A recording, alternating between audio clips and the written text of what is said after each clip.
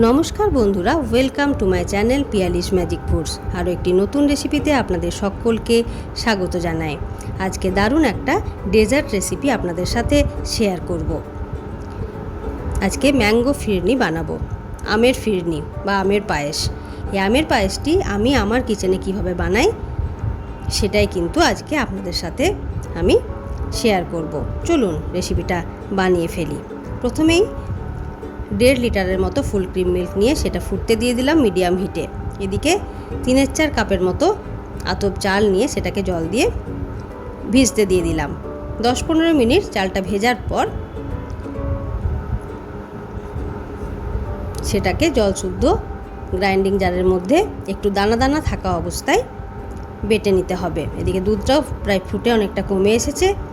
এর মধ্যে বাটা চালটাকে দিয়ে বেশ ভালো করে নাড়িয়ে চাড়িয়ে দুধের সাথে মিশিয়ে ফুটিয়ে নিচ্ছি। এর মধ্যে দিয়ে দিলাম 3-4 কাপের মতো চিনি, 1 চামচের মতো এলাচের গুঁড়ো, সব একসাথে ভালো করে মিশিয়ে নিচ্ছি। ওটাকে এক পাশে রেখে দিলাম ঠান্ডা হতে। বেশ কিছুটা ঠান্ডা হয়ে এলে তারপর বাকি কাজটা করব। এদিকে 2খানা পাকা আম নিয়ে নিলাম। আমটাকে এভাবে টুকরো টুকরো করে কেটে নিয়ে আমের একটা মিহি পেস্ট বানিয়ে নেব।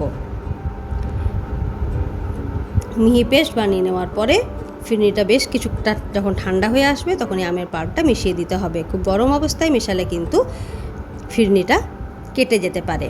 তারপর ফ্রিজে ঢুকিয়ে ফ্রিজের মধ্যে 2-3 ঘন্টা রেখে দেওয়ার পর একেবারে চিল্ড যখন হয়ে আসবে তখন একদম ঠান্ডা ঠান্ডা ফিরনি আইসক্রিমের বদলে সকলকে পরিবেশন করুন। আশা করি সকলের খুবই ভালো লাগবে।